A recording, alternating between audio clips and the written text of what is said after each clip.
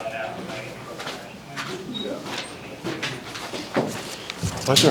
is there an apple up here? Why was there an apple up here? They're trying to keep the doctor away. I thought, obviously, credit to Paul. They made it, real spirited effort. Chris obviously is doing a great job. That's not the DePaul that that we've competed against. So credit to them. And it's like I say to the players, like whatever, we get everyone's best effort. We've, I guess we've earned that. And sometimes, what we get the best version of everyone every time we step on the court. And obviously the first half was disappointing on a number of levels, but just huge character step up performance from Jalen Stewart. Taris had been in a little bit of a funk, so that's the best we've seen since Xavier. I thought he played like a real warrior and played with honor, and it's something you can be really proud of. Solo, huge block, and then some big shots, and then obviously Aiden's first half, gave us some life when we were really struggling. And Jay Ross, obviously is, not much there offensively, but his defense, I thought was a real factor, and where he ends up, being a plus 12 there, in large part because he helped us shut them down in the second half, holding them 30%. So. Like I said, every game at this point is that we win is a good win. Dan, I guess when a game plays out like that, I guess the obvious question is, what was the message at halftime? What did you say at halftime? I just went in there for like a 45-second just tirade, and then I left to try to just get my thoughts together and think about some adjustments, and then Kamani and Luke stayed an additional minute in there and unloaded on the group, So it was a game, obviously, that we could afford to lose, in a game where, your best player and, a two-time champion and one of the best players in the league, goes 1 for 14, but I credit Alex. He did a lot of other things out there. But when you're under circumstances like that, when you're already down another great player, I'm just happy that we were able to, win by 11 with where that game was headed. Yeah, Alex played all 40, and I think he leads the Big East in minutes played, if I'm not mistaken. Is that, I'm sure part of that is Liam not being there, but is that a concern, and do you want to try to get him a little? Yeah, it was just, you saw that game.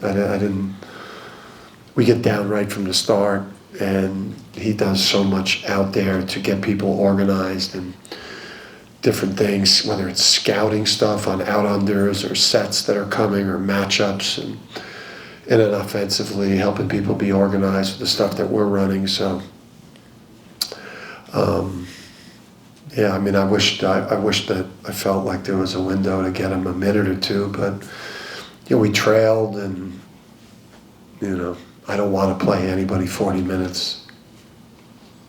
Situations like that where his shot's not falling, is it encouraging to just see the way Alex is still aggressive? He had 8 assists. Yeah. Taking a lot of different kinds of shots. Yeah, I thought he showed growth of keep shooting.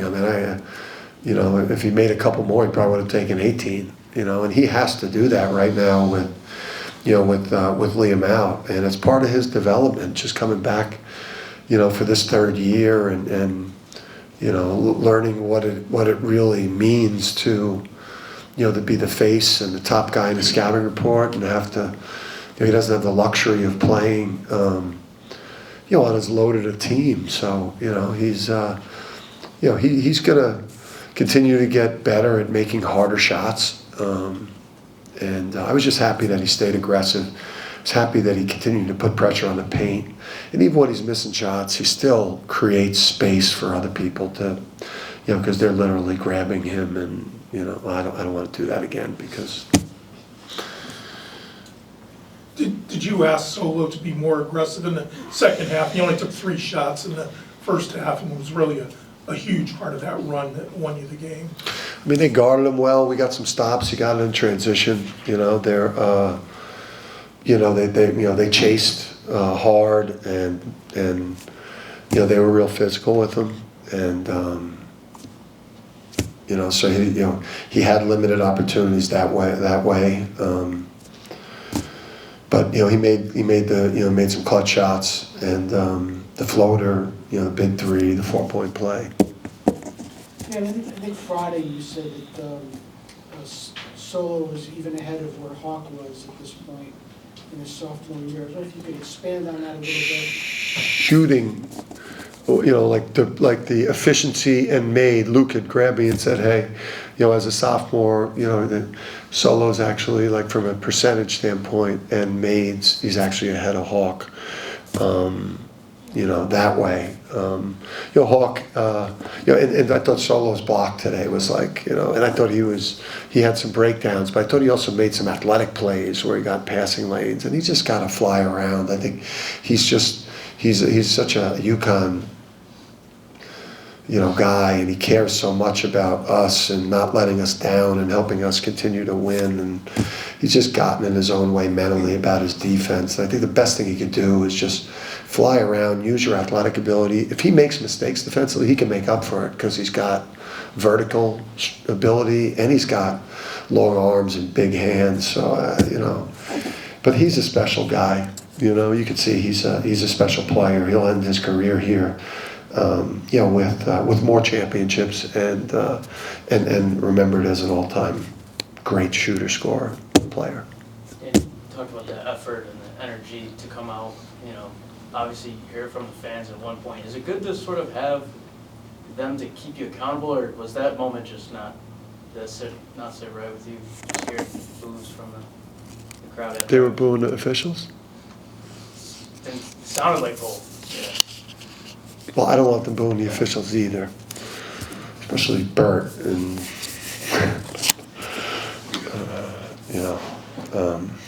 Jeff, these guys, and even the young guy Nate. He's going to be a good official, and he is a good official.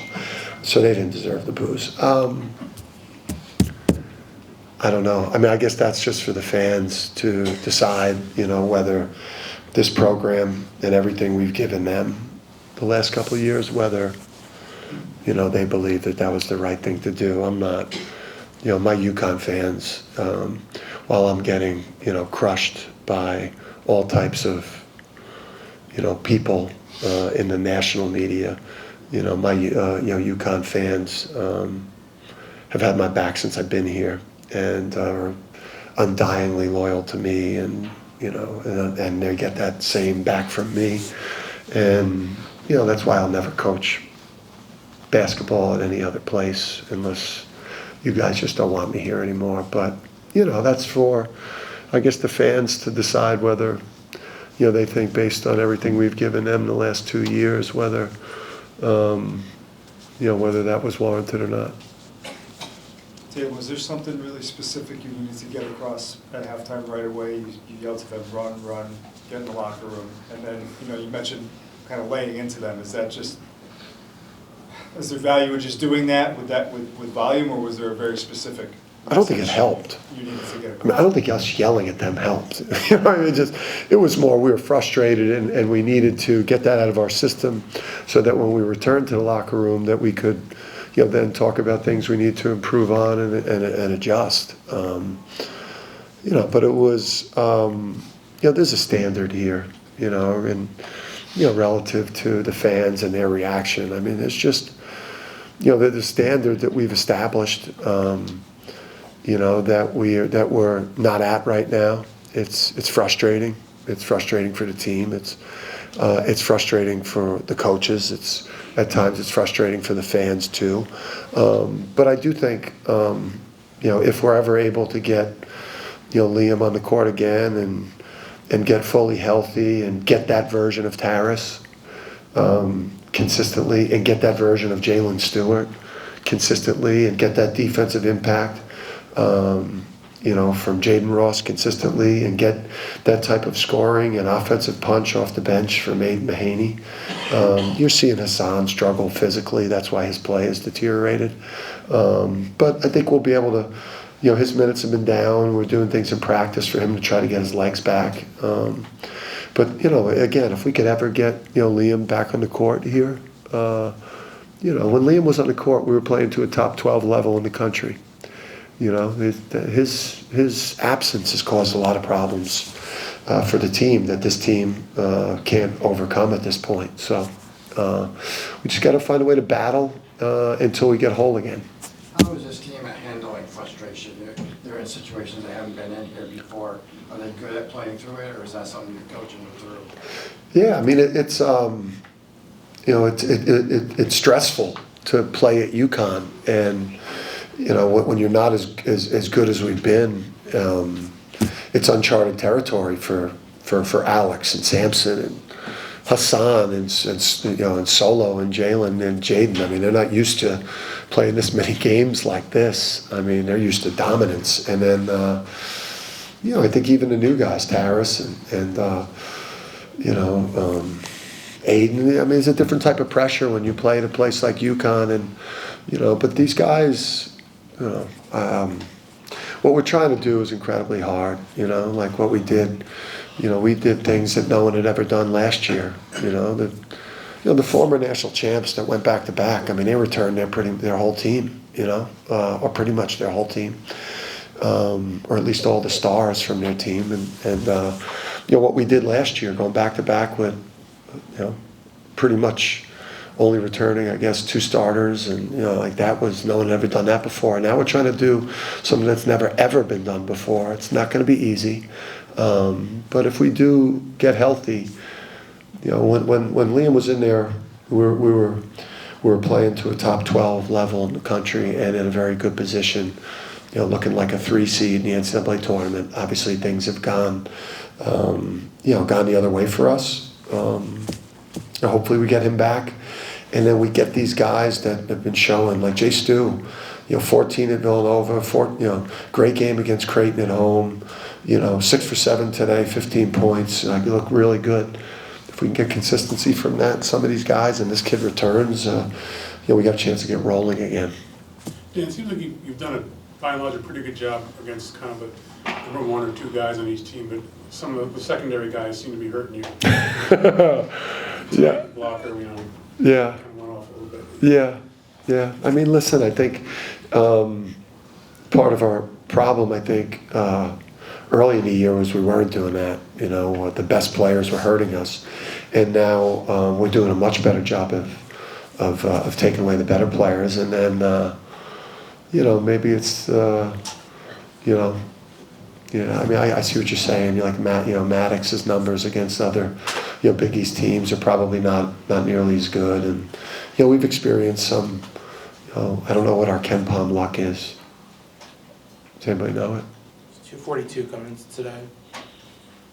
I don't know if it goes up or down after what. Actually, to be honest, What'd you just say? I'm not sure either. I'll find out. After everything that transpired out there, I don't know. To what? 222. All right, so we hopped up for. Get lucky tonight. And is Jay Stu okay? I know he seemed like he came out, he had an issue there, right? I'm not going to say anything. He got hit somewhere in the pelvic area, above, you know, above. I won't go, but I don't want to do what I did with Liam because, you know, I think I said, you know, it doesn't look like a big deal, and now, you know, we haven't seen him the rest of January, so I'm not gonna, I don't really know. Coach, can you talk a little about a change in Aiden's mindset? It seems like he's like overthinking a bit less, just thinking about playing basketball. Yeah, I love it. I love the direction it's heading with him right now. I think, you know, if he was, you know, a little bit, maybe even like a little bit sturdier in his second half run, he probably would have been in the 20-minute range. I mean, but he's a guy that can alleviate, you know, the pressure on Hassan, and he can go and make plays. He can go and play off script, and you know, there's a lot of pressure on our half-court sets right now, and you know, people that play us twice and have long periods to prepare, it becomes a problem for us in terms of getting the same quality of shots. And you know, he's a guy that we could put in the ball screen. He could go make a play, and somebody goes under, and he can make a 3. I like where it's going with him right now. I think he's one of the guys that we all got to get behind here, all of our fans, everyone. Because if we're going to become a threat in this next 10, where we play a lot of the teams ahead of us in the standings and make a run at the regular season and get rolling for the Big East tournament and have a chance at, to be in position to play in the NCAA tournament, then he's going to be having nights like he did the other night and giving us real production.